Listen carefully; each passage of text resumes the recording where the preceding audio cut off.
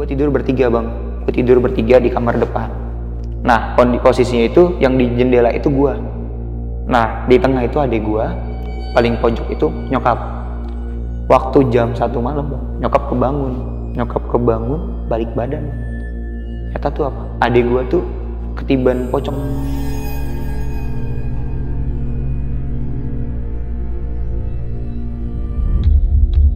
Dia pernah bilang, gue kalau nggak suka sama orang, gue balik ke kampung, gue santet tuh orang. Pernah ngomong gitu bang.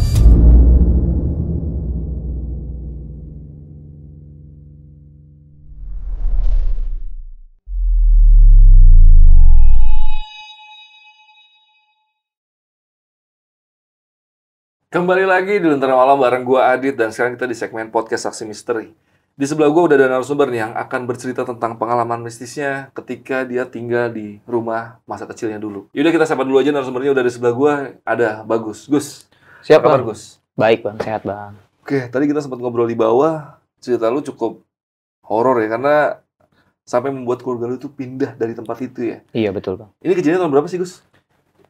Kejadiannya kisaran tahun mulai dari 2007 bang, sampai 2018. Sampai lu akhirnya pindah itu 2018? Sampai pindah. Wah, dan ini teror cukup mengerikan dan efeknya emang cukup besar. Sampai-sampai keluarganya si Bagus ini ngejual rumahnya dengan harga yang cukup murah. Lu jual dengan harga berapa Gus? 80 juta bang. Di saat pasaran rumah di daerah situ harganya berapa? 300-an nyampe bang situ. Sampai 80 juta turunnya. 80 juta bang. Itu karena saking susahnya kejual atau pengen cepet aja gitu? Saking susahnya kejual bang. Gue jual rumah itu kisaran 3 tahun bang, baru laku. Baru laku? Iya. Padahal selalu diposting di bawah harga pasar. Oke, ini kacau banget. Lu bertahan di sana selama 11 tahun. Dan Iya, tadi gue betul. cukup mirisnya, masa kecil lu di sana hampir lu nggak punya tetangga ya? Iya betul bang. Karena cukup terasingkan lah, ibaratnya lu nggak punya temen yang sepantaran di daerah rumah lu gitu ya? Iya benar banget bang. Nah, ini buat kalian yang penasaran sama cerita lengkap dari Bagus, bisa kalian tonton videonya sampai habis. Dan sebelum itu gue mau infoin dulu nih, buat kalian yang pengen jadi narasumber seperti Bagus yang ada di sebelah gue, kalian bisa langsung aja DM ke Instagram Lentera Malam, itu ada di lenteramalam.id. Oke Gus, udah siap buat cerita malam ini nih? Siap bang. Oke, nggak usah lama-lama lagi, sebelum kalian ceritanya, kalian tonton dulu intronya.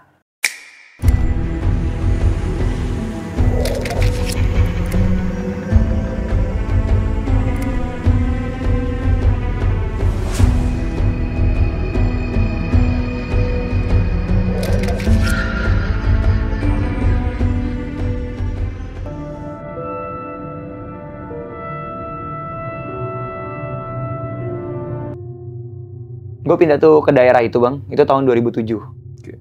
Waktu itu hidup kita biasa aja bang, seperti keluarga pada umumnya aja gitu kan. Gue waktu itu masih punya adik tuh. Nah, berselang berapa lama orang tua gue ada rezeki lah bang, bangun rumah akhirnya kita. Karena kan rumah perumahan kan, waktu itu di perumahan gue kebetulan, itu keramik belum ada bang. Belum di keramik, masih... Lantainya tanah? Bukan tanah, tapi yang di plester doang aja gitu. Peluran gitu lah ya? Iya, cuma itu aja. Terus tembok juga masih batako tuh bang. Akhirnya ada rezeki bangun rumah, bangun kamar, pagar, segala macamnya. Di hari pertama nyokap bangun rumah, itu nyokap langsung ada gangguan-gangguan yang di luar nalar bang. Gimana tuh? Pertama nyokap lagi tidur bang. Kan rumah itu, kita tidur langsung satu kamar bang ya. Satu kamar itu tidur bertiga bang waktu itu. Karena bokap gua masuk malam kerja. Berarti lu, nyokap, sama adik lu? Sama adik gua umurnya masih 2 tahun. Gua tidur bertiga, terus nyokap itu ngelihat sosok tinggi, gede bang. Di depan dia. Terus ditombak bang nyokap gue, dadanya tuh ditombak gitu, ditusuk pakai tongkat panjang. Nyokap gue bilangnya kayak tombak, kalau digambarin kayak bambu runcing bang. Oke. Ditusuk, itu langsung dia ngomong, mati lu, dia ngomong kayak gitu. Cuma waktu itu nyokap gue nggak tahu apa-apa. Itu baru pertama banget, nyokap cuma kayak orang nggak bisa napas bang, gimana sih? Kayak rep-repan lah ya? Iya kayak rep-repan. Nah, tapi keadaan dia bilang mata terbuka. Oke. Mata dia ngelihat ada orang di depan, sosok tinggi gede, tangannya tuh berbulu hitam gitu, pakai kayak jubah kalau dia bilang tuh. Oke. Di situ udah ditusuk, dia cuma bisa nyebut Allahu Akbar, tapi itu nggak kesebut bang, susah. Yeah. Dari situ tiba-tiba dia dengar suara tetesan air bang. Jadi lu tahu ini nggak, kendi yang di air dulu bang, yang buat galon, itu kan netes suka bunyi tuh. Iya. Tes dia netes suara air gitu, itu hilang bang suara itu. Itu pas dia selesai ngucap Allahu Akbar. Nah dari situ dia langsung nelfon bokap gue. nyokap gue pulang, ya udah tuh lanjut aja seperti biasa. Hari kedua ada lagi bang, tapi sama kayak gitu. Hari kedua ngalamin itu, pokoknya selama bangun rumah itu ada terus tuh bang. Kisah-kisahnya tiap hari ada terus runtutannya. Nah singkat cerita nih, rumah itu udah jadi bang. Rumah itu udah kelar, kita tinggal lah. Gue tinggal itu di kamar belakang bang. Di kamar kita bikin dua kamar. Gue tinggal di kamar belakang. Nyokap gue tidur di kamar depan sama adik gue. Nah gue tidur sendiri kan. Tiap malam tuh ada aja bang gangguan-gangguan. Kan biasalah kita anak muda kan suka nonton TV lah ya kan di depan. Nah nyokap itu sering bilang, katanya lu jangan tidur di atas jam 11.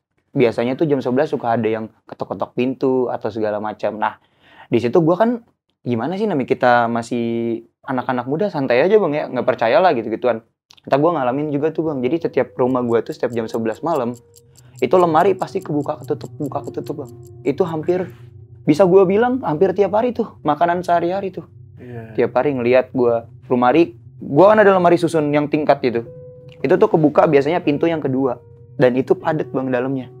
Harusnya kalau buat kebuka itu agak berat. Effort lah, iya, agak effort tuh buat bukanya. Itu kebuka, cetek, hidup, itu kadang gitu. Kadang sekali, itu kadang suka ada benda-benda yang kayak buffet kan kayu ya. Nah itu tuh suka ada yang ketok-ketok, tok gitu bang. Karena itu kan, gua nggak ngeliat sosoknya kalau itu cuma suara-suara gangguan-gangguan biasa aja, seperti biasa. Nah terus juga ada juga dari satu malam, gua tuh lagi tiduran di depan ruang tamu. Jadi kondisinya itu ruang tengah itu langsung ada pintu bang, pintu ke kamar nyokap gue. Nah pintu itu dibuka, gue kondisinya lagi tengkurap. Itu nyokap tidur di dalam, itu sekitaran jam 9:30. Itu nyokap itu ditarik bang, nyokap ditarik dari kasur jatuh. Tapi kondisinya gue nggak lihat apa-apa bang, gue nggak lihat ada yang narik, gue cuma dengar suara gubrak jatuh, cuma gitu aja. Nah itu sambil itu dia selalu bilang, mati lu, jangan di sini lu, cuma gitu-gitu aja. Nah itu tiap hari selalu berjalan sih bang, berlangsung kayak gitu. Ada juga sosok kuntilanak bang yang nempatin dapur gua. Itu kalau gua sebut sama orang rumah ya, itu sebutannya Jeko bang. Karena waktu itu ya donat ya? Bukan dong. Waktu itu kebetulan pas banget sama meninggalnya Michael Jackson bang. Kuntilanak yang dilihat itu sekeluarga ada yang pernah lihat semua pasti. Itu tuh rambutnya keriting bang, rambutnya keriting, mirip lah mungkin kayak gue nggak, iya kayak gitu. Mukanya pucat, gue tapi nggak bisa mendiskreditkan itu juga ya, nggak enak juga kan, maksudnya kok samain nama orang gitu. Nah kita nyebutnya Jeko, dia tuh selalu ada di dapur. Dia tuh emang tempatnya tuh di dapur situ, cuma mundar-mandir dapur, kamar mandi, dapur, kamar mandi. Tapi dia nggak masuk area ke ruang tengah, ke kamar itu enggak. Boleh ceritain pengalaman lo atau anggota keluarga yang pernah ketemu sama Jeko itu? Oh ya, gue sendiri pernah. Gue kan waktu itu pernah masak malam-malam. Itu si sosok Jeko itu biasanya diri di ujung deket kulkas. Dia itu nggak ngapa-ngapain, dia nggak ngomong, nggak itu, cuma ya udah ngeliatin aja. Sosok itu nggak jahil, cuma paling jahil sedikit-sedikit kayak gitu itu doang. Cuma ya udah. Kita ya udah seperti keluarga aja dalam satu rumah itu. Kalau untuk Jeko itu nggak ganggu sih kalau Jeko.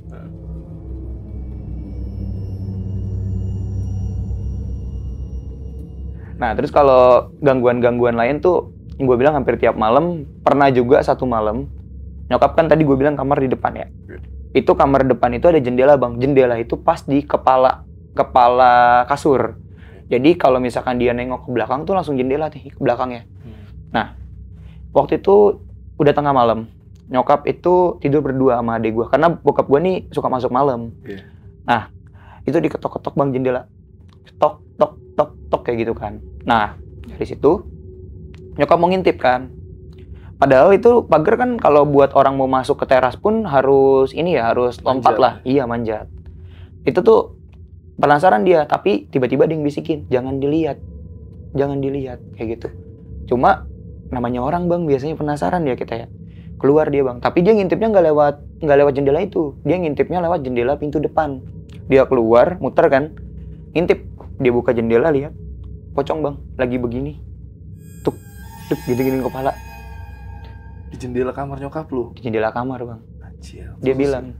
Terus ya udah, kata dia, oh iya bener berarti gue yang ada yang bisikin. Nah, singkat cerita itu 2 malam bang kayak gitu. Itu gangguan-gangguan itu ada pun kalau tiap bokap gue masuk malam bang. Makanya kadang tuh suka bilang udah nggak usah kerja deh kalau malam, izin aja apa, sering alasan kayak gitu bang. Setiap ada bokap gue paling gangguan-gangguannya cuma gangguan-gangguan basic aja, gangguan-gangguan kecil kayak gitu. Nah, sosok pocong itu pun neror bang.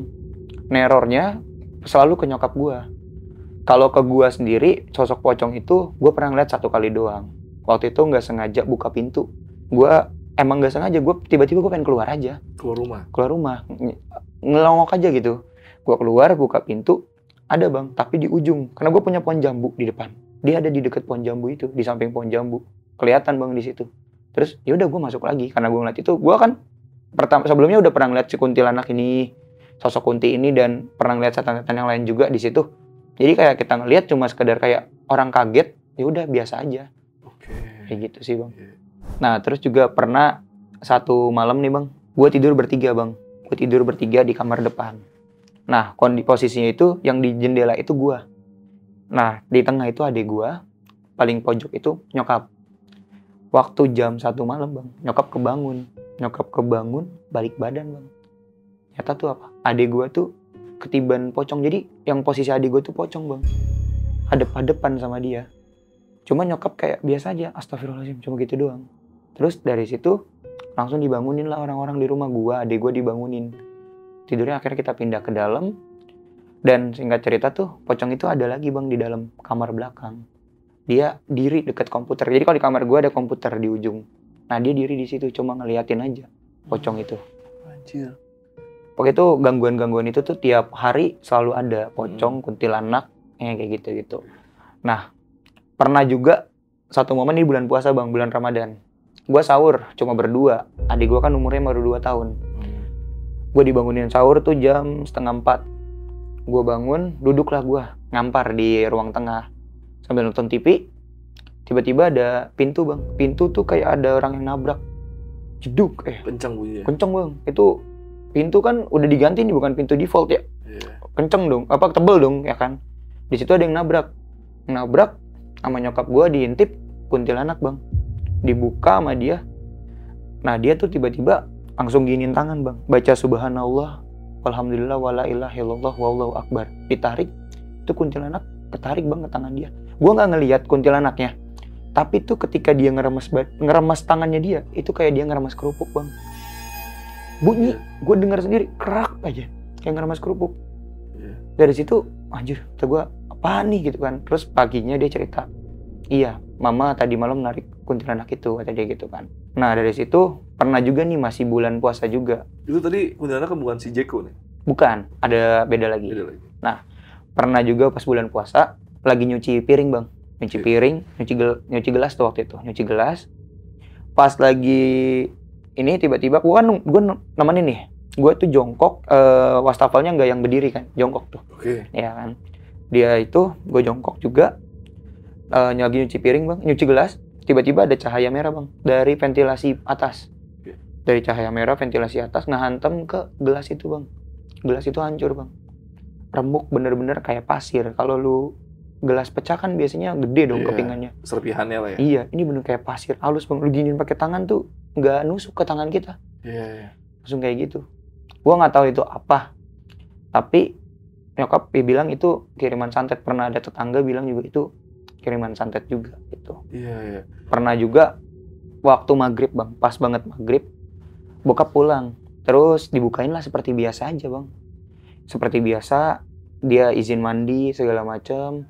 Ternyata pas nggak lama tuh 6:30 bokap beneran pulang bang. Jadi yang pertama pulang itu bukan bokap bang. Jadi nggak tahu dia tuh apa itu yang pulang.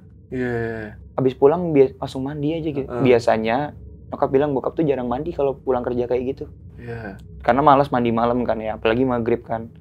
Pulang dilayaninnya seperti biasa. Pulang segala macem, bawa motor, masuk motor biasa. Bukain pagar kan biasanya bokap tuh kalau nggak mau buka pagar sendiri bang. Di nyampe rumah klakson tuh. Langsung klakson kita dibukain sama dia. Masuk seperti biasa, ngobrol bentar, mandi dulu gerah, mandi. Nggak lama orangnya beneran pulang bang, 6:30. Tuh itu aneh sih. Tapi waktu itu kondisinya gue lagi nginep. Nggak di rumah. Gue lagi nggak di rumah. Oke. Nah, itu langsung cerita ke bokap kejadian itu, nyokap. Cerita. Yeah.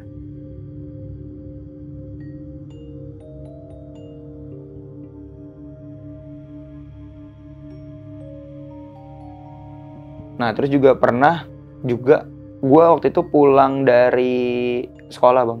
Waktu itu ada kerja kelompok. Balik itu malam bang, lumayan 7:30 deh. Nah pulang 7:30 ternyata di belakang gue ada yang ikut bang.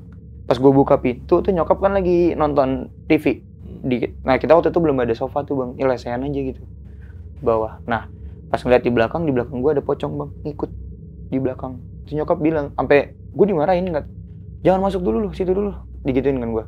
Terus nggak tahu gue disiram-siramin kayak dicepet-cepetin air gitu dong bang, sama dia. Dia biasanya dia kayak gitu baca takbir sih, takbir gitu, udah, baru suruh masuk, suruh mandi. Tapi lu nggak ngeliat sosok pocongnya? Gue nggak ngeliat bang, tapi emang waktu itu dia langsung marah-marah. Gue nggak tahu ya, gue buka pintu dibentak-bentak, dimarah-marahin. Ada sosok pocongnya di belakang, dia bilang. Iya, ini kan gue tangkap berarti nyokap lu itu bisa ngeliat sosok-sosok seperti itu ya? Iya, awalnya nggak bisa bang, baru pertama kali bisa yang ditombak itu. Besoknya nggak tahu dia tuh. Semenjak itu? Iya, tapi karena emang orang kakek gue bisa juga bang.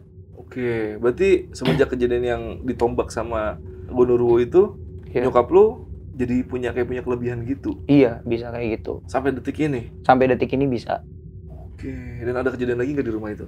Kejadian-kejadian banyak sih bang, bahkan selama gue tinggal di situ kan sampai 2018 ya. Itu tiap harinya ada. Mirip-mirip seperti lo kejadiannya? Iya. Dan itu kenapa sih bisa sampai rumah lo itu setelah direnov malah banyak kejadian-kejadian mistis? Lu tahu nggak kenapa penyebabnya gitu? Nah, kalau gue tahu dari nyokap nih, nyokap cerita, nyokap bokap tuh cerita. Jadi waktu itu pas renovasi rumah, di satu gang itu bang, belum ada yang renov bang. Rumahnya masih pagar bambu. Gue juga waktu itu awal-awal pagar bambu kayak kisaran 6 bulanan lah. Kita pakai pagar bambu, terus renov rumah lah kita. Renov rumah, dari tangga depan, di hari pertama renov rumah bang, adik gue beli sepeda bang. Sepeda kecil, anak 2 tahun gimana sih sepeda kecil. Adik gue tuh nggak tahu deh, kayak nggak demennya sepedanya, warnanya hijau waktu itu dia bilang. Nggak mau, tetangga depan gue minta bang. Minta, cuma nggak dikasih. Akhirnya dia kayak nggak suka gitu bang, tersinggung mungkin atau gimana, gue nggak tahu ya.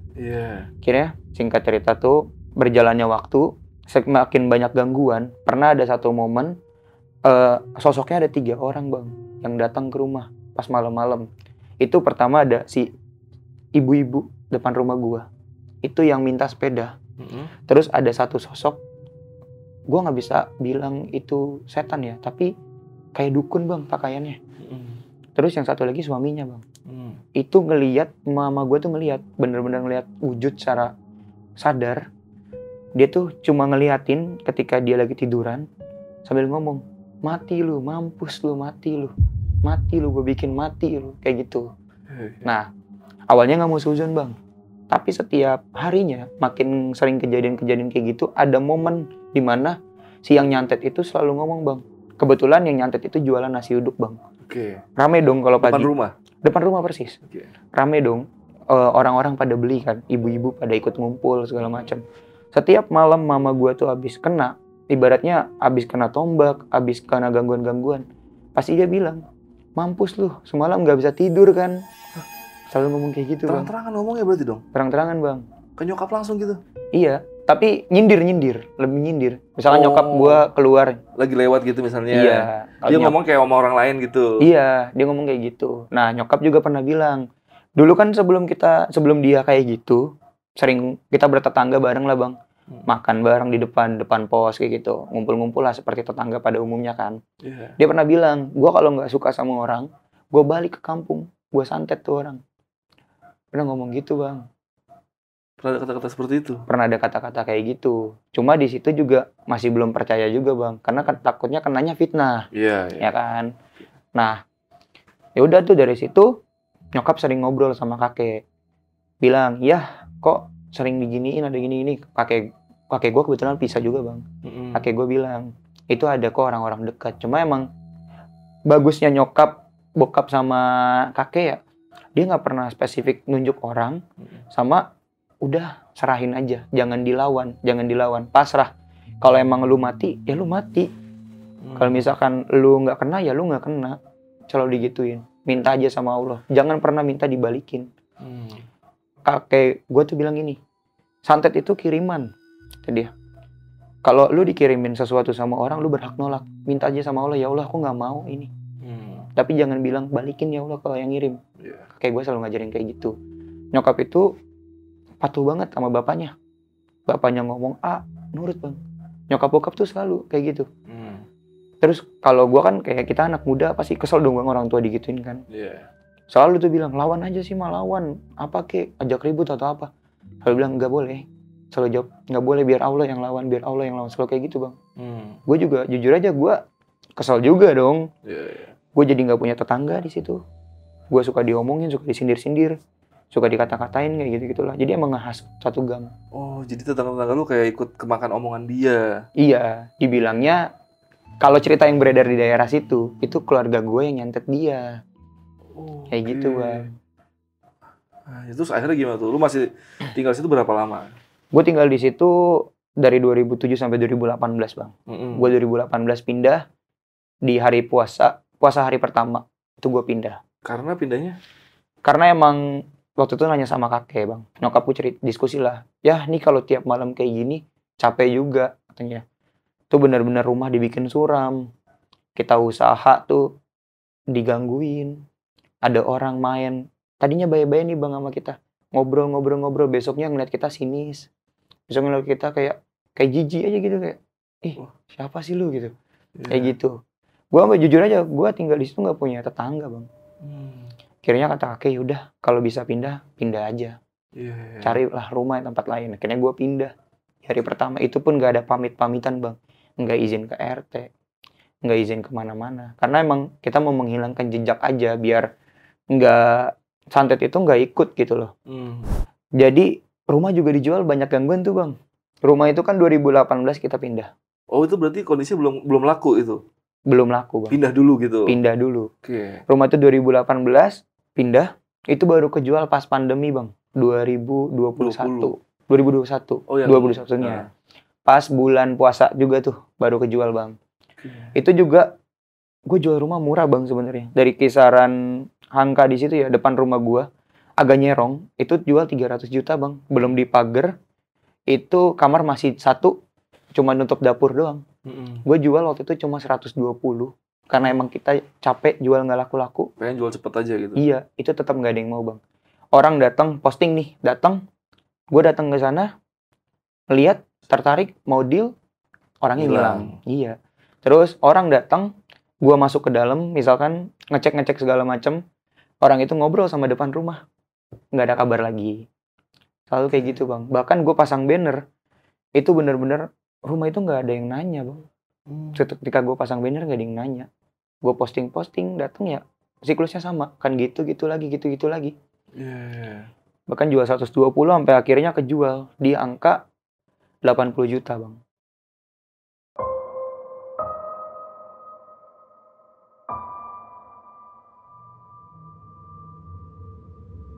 Ada nggak sih kejadian lagi sih Gus yang ibaratnya memperkuat kalau rumah lu itu emang dikirim guna-guna lah gitu, selain cerita-cerita yang tadi di awal gitu? Oh ada bang. Ada juga, ada salah satu tetangga, tapi agak jauh bang, beda RT lah. Dia tuh tukang urut bang di situ. Kebetulan dia bisa. Dia pernah datang ngobrol lah, karena awalnya lihat-lihat baju. Dia ngobrol, "Bu, kok rumahnya nggak enak ya? Kenapa ya Bu?" Gitu kan. Terus memang kayak, kenapa sih? Mama tuh pura-pura nggak tahu aja, karena nggak mau menyudutkan seseorang juga kan. Cerita di situ. Dia bilang, "Iya Bu, ini mah ada kiriman Bu. Tadi saya juga pas ngeliat rumah Ibu lewat, kayak banyak setan," kata dia. "Banyak sosok-sosok di depan. Terus rumah tuh kayak suram banget Bu, kayak rumah kosong," kayak gitu. Nah, kayak dari situ ya seperti biasa, nyokap selalu ngomong ke kakek, cerita dulu sama orang rumah, ngobrol sama kakek. Ya gitu-gitu bang. Terus tadi lihat baju maksudnya gimana? Lihat baju, lu jualan atau gimana? Jualan baju bang. Oh, di teras rumah? Di teras rumah. Jadi pagar dibuka, kita buka etalase, manekin gitu, kita buka toko baju bang. Oke. Baju, alat tulis, Iya. sama sembako. Nah jualan di situ awalnya tuh berjalan biasa aja bang, normal. Ada aja yang Ada beli, yang beli. selalu ada yang beli bang tiap hari. Singkat cerita tuh pernah ada orang bang datang ke sana ngelihat bang, lihat-lihat baju, Bu saya beli nasi uduk dulu ya ke depan. Dari situ orang itu cabut bang, nggak balik lagi. Berapa hari kemudian orang itu balik lagi. Ibu kemarin kok saya habis beli nasi uduk, kok udah tutup sih? Padahal tuh kita bisa ngelihat dia lagi beli nasi uduk bang, dari dalam rumah. Kayak tutup gitu berarti rumah. Bikin tutup bang. Itu makanya warung tuh sepi bener-bener sampai bangkrut bang ujung-ujungnya. Iya bangkrut, karena hampir nggak ada yang beli. Nggak ada yang beli bang. Sama berapa sekali. lama tuh kira-kira? Setahun ada sih itu. Maksudnya setahun jualannya, Heeh. 3 bulan awal mungkin lancar. Setelahnya itu nggak ada yang beli bang. Sampai stoknya masih ada bang sekarang. Yeah. Itu rumah lu kok penasaran nih, ini jalan raya atau gimana sih? Depan rumahnya atau jalan yang sepi gitu? Jalanan perumahan pada umumnya aja Perumahan sih bang. gitu ya? Iya. Iya. Oke, berarti ya ada momen ramainya, ada momen sepinya gitu ya? Iya. Cuma kalau depan rumah itu sebelah rumah kan ada pos. Itu ibu-ibu yang rese-rese itu bang. Maksudnya tetangga-tetangga gue itu suka nongkrong di situ. Itu dudukin pos itu mungkin bisa dibilang dari 24 jam setengahnya ada kali di situ. Makan di situ. Nongkrong di situ sampai pokoknya kalau ada orang ke rumah atau gue keluar rumah pasti ada dia. Sampai malam bang. Iya. Terus pada toko baju juga banyak gangguan bang. Pernah tuh gue buka toko pagi itu bau bang. Bau pesing. Bau pesing yang bener-bener bau bang. Waktu itu kita nggak tahu itu bau apa bang. Kira kata mama udah siram pewangi aja. Siram nggak hilang bang. Baunya sampai berapa hari tuh ada kali 5 hari itu bau nggak hilang. Akhirnya samperin ke rumah kakek. Ya kok toko bau ya, bau ini. Jawabannya itu bang, itu dikencingin jin. Itu gue ngerasain sendiri bang, emang bau banget bang. Kalau bisa dibilang bau busuk banget bang baunya. Tapi dominannya bau pesing. Dominannya bau pesing kayak gitu. Ini jarak rumah lu sama yang tetangga depan itu berapa meter sih kira-kira? 5 meter bang, jalan meteran. iya sepanjang jalan aja. Itu belum pernah hadap-hadapan? Hadap-hadapan bang. Nah, dia ngehasutnya ada kisaran 6 rumah di situ juga. Sebelahnya dia persis. Jeda 1 rumah, sebelahnya lagi sama sebelah kanan. Sebelah kanannya gua, berarti kan sebelah kirinya dia ya. Iya. Dia ngasut itu gengnya tuh. Oke. Dia biasa kayak gitu. Dan lu tinggal di sana dari 2008 ya? 2007 sampai 2018. Ibaratnya lu kayak terasingkan di situ. Terasingkan bang. Dan lu punya teman main nggak gitu? Gua main cuma sama teman-teman sekolah gua aja. Tetangga nggak? Tetangga nggak ada bang. Kita lewat nggak disapa. Padahal ada yang seumuran lu? Ada bang, banyak. Awal-awal pas masih kecil masih main. Pas makin gede ya udah makin nggak kenal aja. Bahkan arisan RT aja gua nggak diajak bang. Keluarga gua nggak diajak. Tapi ketika minta sumbangan kayak 17-an baru datang. Kayak gitu. Dan lu sekolahnya digosipkan lu itu ngirim guna-guna ke dia. Tetangga lu. Iya. Nasi uduk. Betul. Nah, kenapa bisa kayak gitu bang?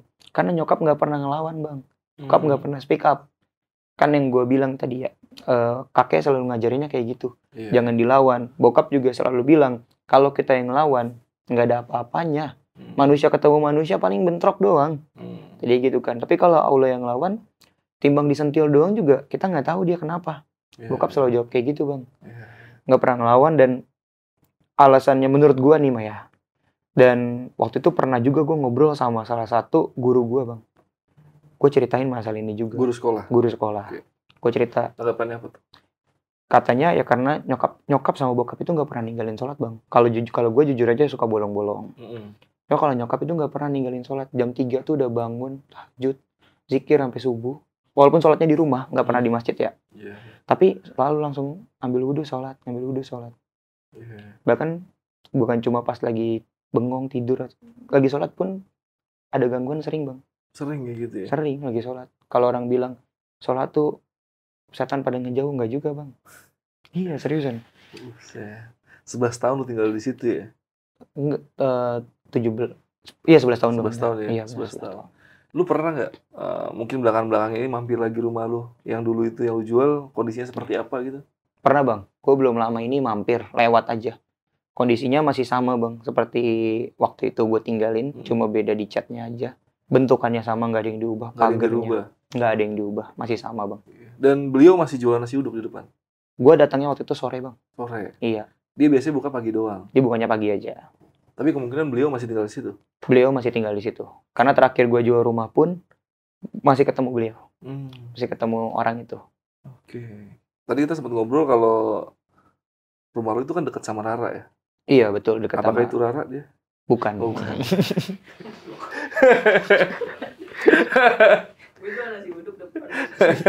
Nah, selain gangguan-gangguan mistis yang diterima sama paling banyak sama nyokap lu ya, Iya. dan juga ibaratnya tetangga yang kurang ramah lah sama keluarga lu, Iya. ada lagi nggak sih gangguan-gangguan lain ketika lu tinggal di situ? Ada bang, pasti ada. Gangguan-gangguan itu mencoba untuk menyelakakan sih rata-rata. Gimana tuh kejadiannya? Pertama tuh, waktu itu naruh motor kan di luar ya, kita di teras. Itu ada tetangga yang loncat bang. Si depan rumah gue itu suaminya naik bang ke pagar. Karena kan pagar kan nggak semuanya besi ya. Iya. Kanannya pasti ada tembok kan Ada ya. temboknya. Dia naik lewat situ, motong rem motor bang. Motor bokap gua. Taunya pas bokap gua manasin motor, nyokap ngelihat di situ remnya putus. Nah, takutnya kan fitnah ya kita ya. Iya. Kita diem aja tuh. Cuma kerekam bang sama CCTV tetangga. CCTV orang yang dia nggak ada konflik lah sama kita. Heeh. Sempat ngelihat lah kerekam. Itu orang itu naik bang. Cuma nggak diperkarakan sama Wah. nyokap gua. Sampai segitunya bencinya ya kayaknya ya? Iya bang, sampai motong itu kelihatan. Kalau ada rekamannya, gue udah nggak ada sih rekamannya. Iya, iya, iya. Tapi nggak dipermasalahin. Nggak dipermasalahin, cuma bilang yaudah yang penting kita nggak kenapa-napa. Cuma gitu doang bang. Anjir, ini bisa gua ambil kesimpulan awal mulanya itu dari sepeda ade lu itu ya, sakit hatinya ya? Iya, bukan karena omongan juga, tapi emang karena nggak dikasih. Iya, iya. Iya. Namanya juga barang baru ya kan, barang baru cuman karena anak nggak pengen mainin, bukan berarti Anda bisa minta seenaknya, hei, itu pakai uang. Nah itu. Terus ada juga gangguan-gangguannya kayak depan rumah gue suka dipotekin toge bang. Toge dipotek 2 di depan pagar. Heeh. Nah, awalnya nggak tahu bang. Tapi pas buka pagar, pagi-pagi lah seperti biasa kita mau beraktivitas, banyak toge bang. Positif thinkingnya kita tukang bakso kali ya, buang toge kan. Nyata enggak bang. Ngobrol lah sama kakek. Ya depan rumah kok banyak toge ya tiba-tiba. Nah ngobrol itu nggak cuma di hari pertama bang. Nggak langsung lihat toge langsung ngobrol. Nggak. Udah berapa hari kita kok ada toge mulu tiap pagi. Nah akhirnya nanya lah. Nyata toge itu buat bikin orang yang ngelangkahin toge itu umurnya pendek bang. Kayak gitu. Mitosnya seperti itu. Mitosnya kayak gitu katanya. Iya, iya. Karena toge itu kan umurnya paling seminggu. Langsung kering. Oh, ya ngambilnya dari situ ya ini ya. Iya. Filosofinya ya. Iya katanya gitu. Sempat nanya juga sama orang lain selain kakek, jawabannya sama bang. Kayak gitu. Iya. Lu pernah nggak sih nonton berita yang ibu-ibu tetangga Iya. suka nyiramin air kencing ke tetangganya, terus nyiramin kotoran? Pernah denger nggak itu? Kayaknya orang yang sama nih. Sama-sama ngeselin kayaknya ya.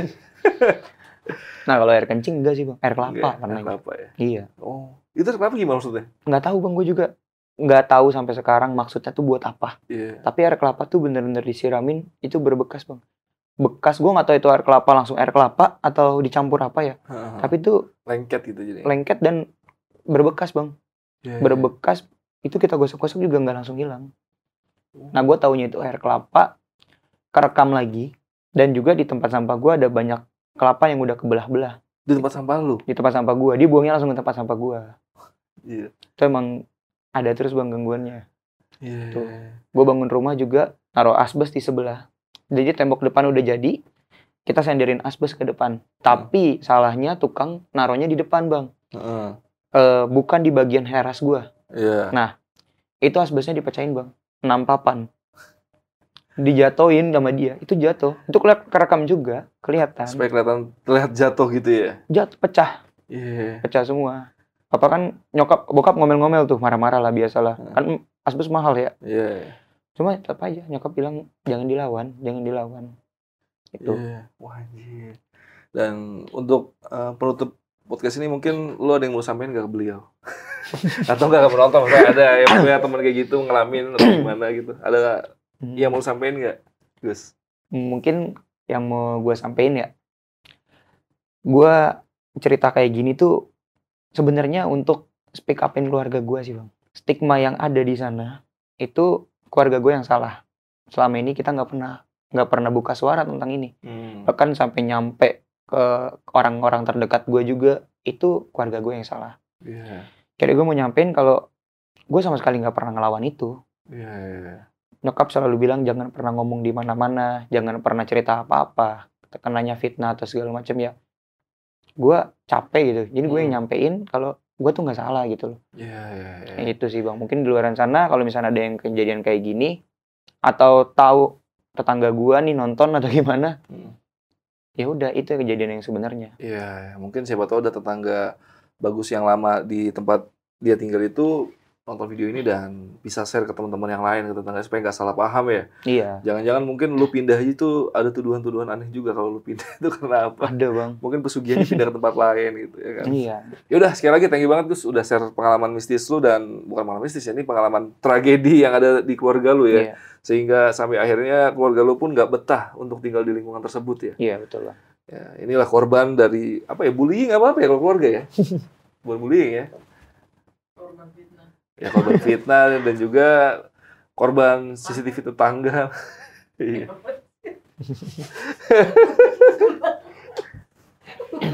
Ya. Itulah. Gitu dulu.